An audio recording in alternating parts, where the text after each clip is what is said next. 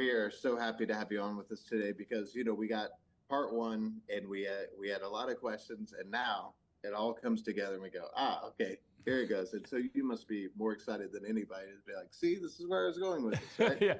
Yeah, it's kind of fun, and it's exciting, I think, for people. Now they'll have 1 and 2 available to them, so they can really kind of do the thing, do the whole. Originally when I pitched it to Netflix, I was like, we really need to release these movies back to almost on the same day.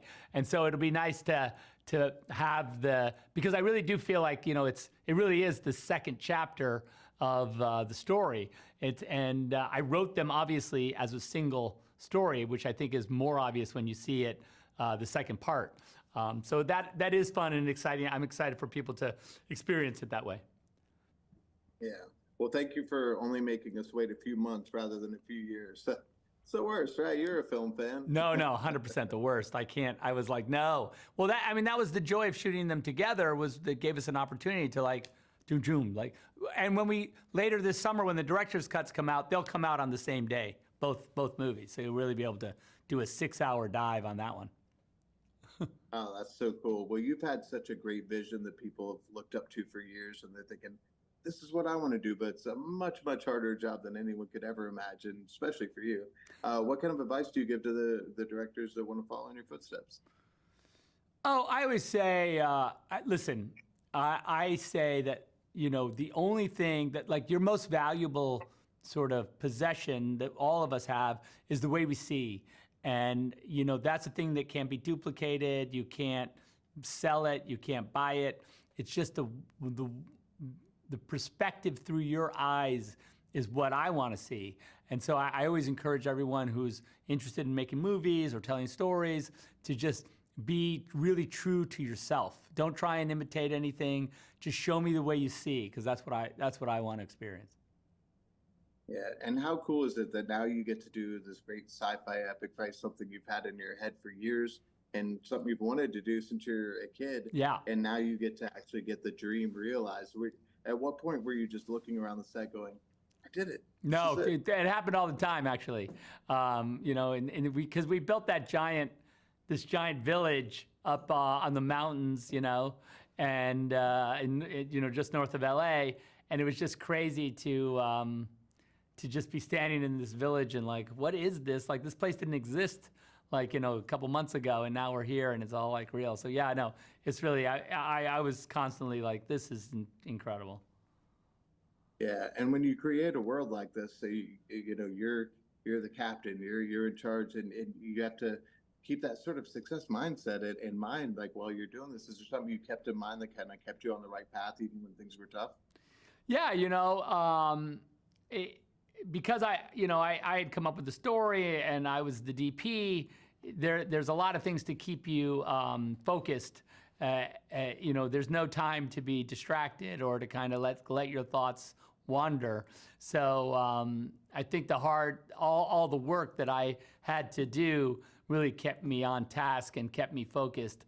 And I'm in some ways I'm grateful for that, because there was just so much to do that it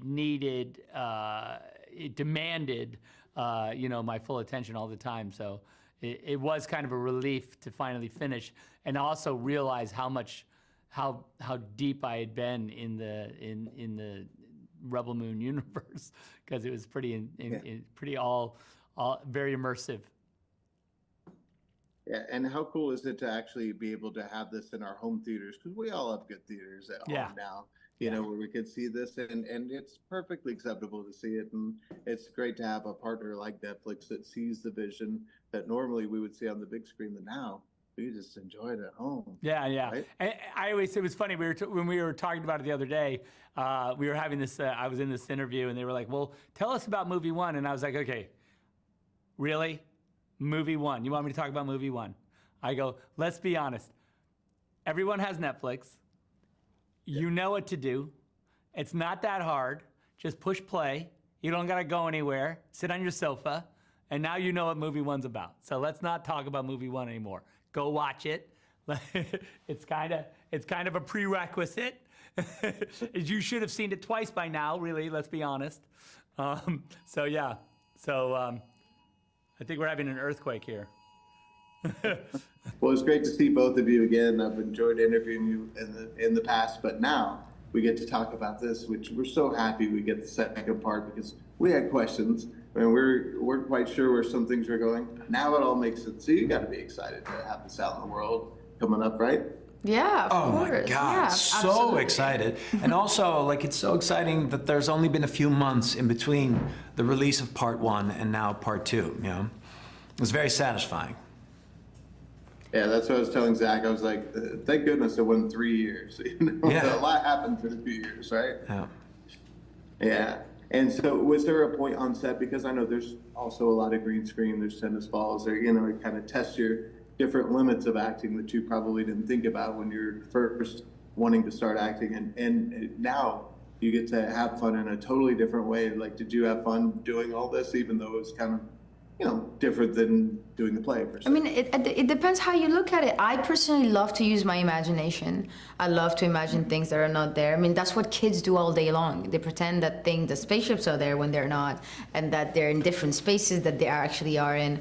And I find it very rewarding when we get the opportunity, like on Veld, or like in Daggers, for example, from movie number 1, where that you get a practical set that looks exactly like what you end up seeing in the film. But I find it also very fun and amusing to pretend to just imagine that things are there that actually aren't there. I don't mind it.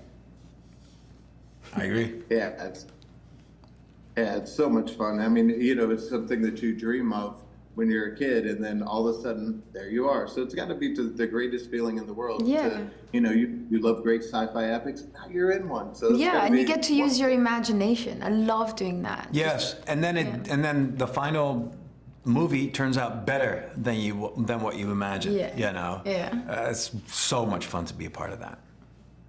Yeah, well, people look up to you, both of you, and they think, this is what I want to do, but it's so much harder than you could imagine. What kind of advice do you give to people that want to follow in your footsteps?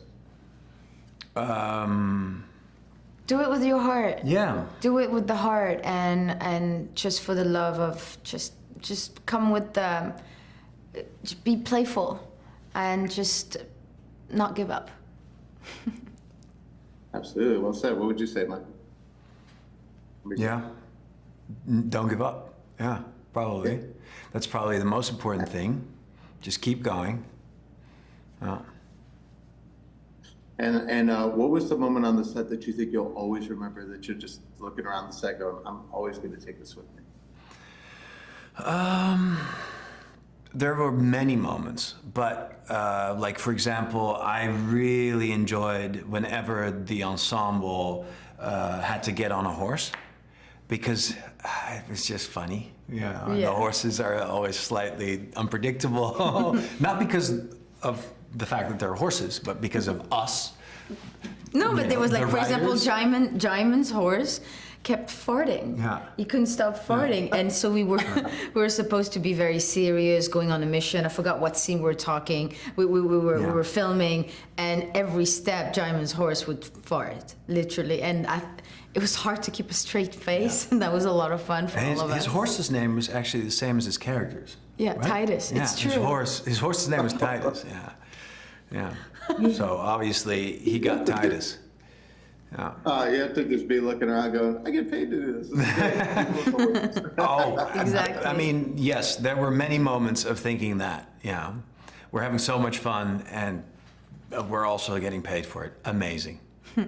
Well, we're so excited to have you on today, because we got the first part and we were left with a lot of questions and where is this going? Now we know, and we got such a great thing. So you got to be excited to unveil this to the rest of the world, right? Yeah, you know, I think it's a solid reminder, you know, that part 1 and part 2 are exactly that. They are two halves of the same whole. I liken this movie to reading a book that you absolutely love and you're really enjoying, but for some reason halfway through you have to take a break, and that break lasts 3 months, and then 3 to 4 months, and then you pick it back up, you know, exactly where it left off. And I think, you know, in Zack's mind, this was always one big block of work. This is one piece, you know, and it's wonderful to now be able to give people, you know, the relief of some of the questions, as you said, that needed answering or people wanted answering. And I hope, I know myself, I'm definitely going to sit down and watch it back to back at some point to see it how it was, how it's meant to be seen in so many ways, Mm-hmm. Yeah, absolutely. And what's great about this is, hey, when you started out and you wanted to be an actor, you didn't think that you would be doing so much green screen and probably the tennis balls and all that stuff, but working against it, it just goes to show how much better you are. But it's just kind of so much fun though, just to play in that world and look around and go, I get paid to do this, right? Yeah, I mean, look, I was just saying one thing. What we're lucky with Zack is that there's so much of it wasn't green screen. We had green screen walls, and there are a couple of setups when you're in the magnitude of space that would be just the bottom dimension. But I can hear someone behind me. That was bizarre.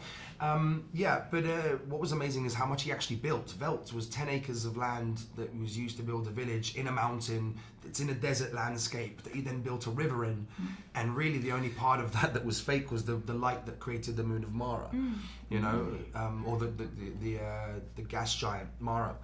So we were very lucky. Whilst there was green screen, we had a lot to work with. Well, I do have to say some parts of the set do look like you're in space. You're in the middle of nowhere, 100%. Some foreign sort of like land, I would think. Yeah. So that kind of helped a little bit. I think so. Strangely, you feel like you're in a strange world.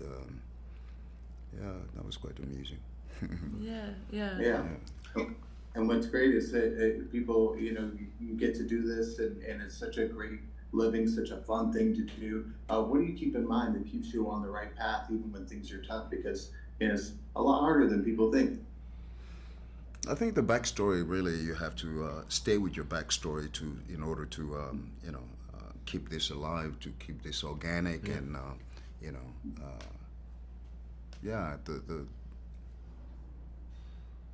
to stay in touch with the reality of the film, and literally the backstory. Yeah, I completely second that, and I think along with the backstory, it's knowing exactly, these are the basics of acting, but knowing exactly where you are in that moment, what's led you there, and what lies ahead.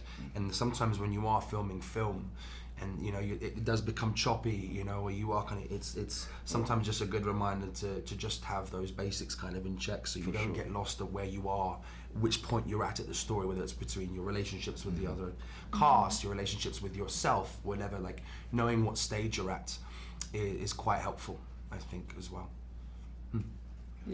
Yeah, and just keeping the perspective of you have everyone else that you're in it with. It's a big task and responsibility that we're given, but being able to trust and rely on the crew and cast is it's a real gift. 100%.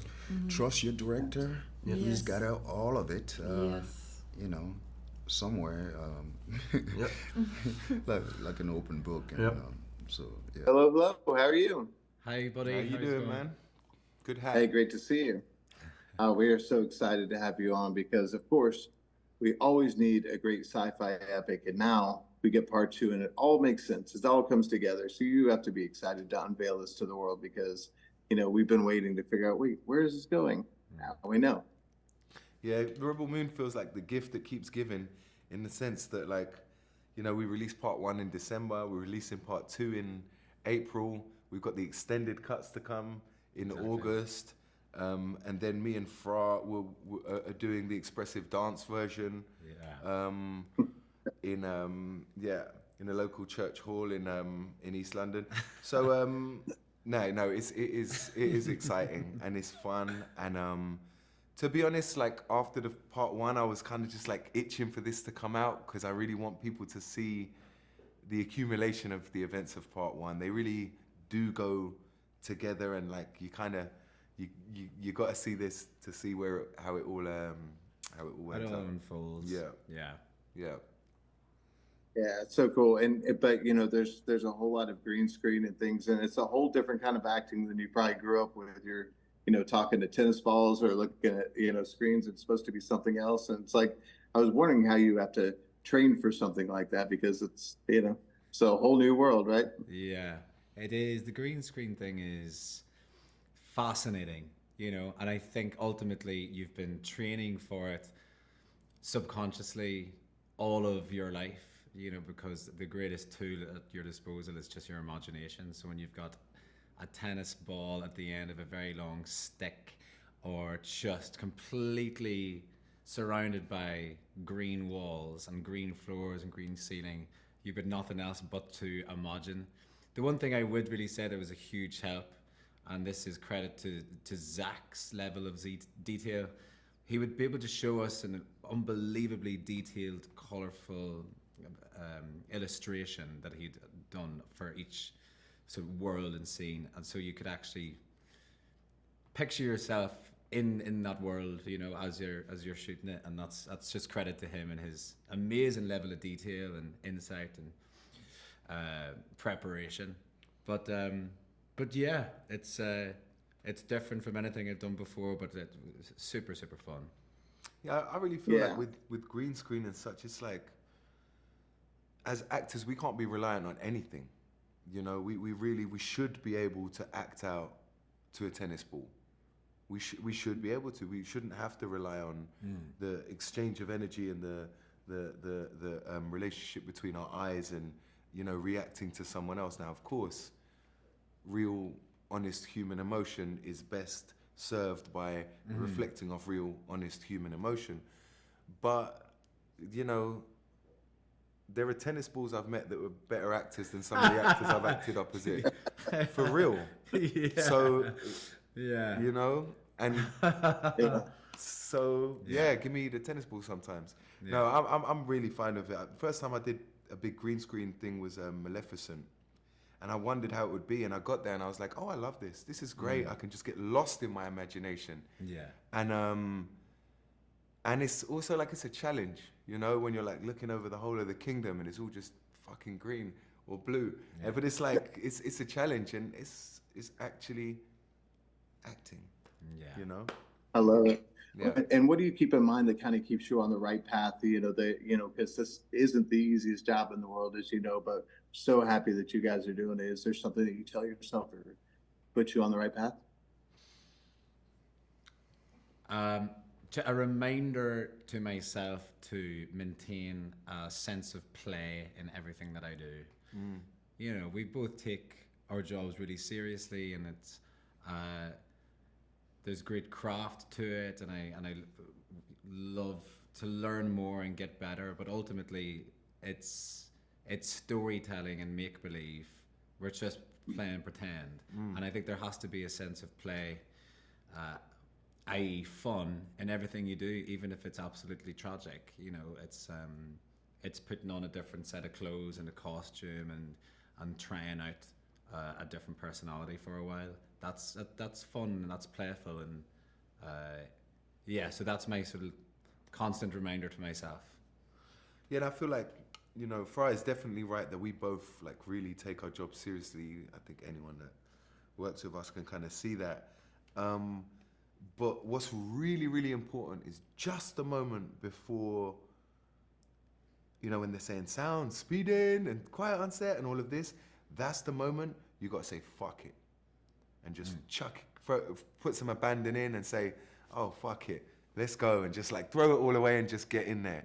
But like up to that point, it's about being meticulous, technical, you know, in your approach.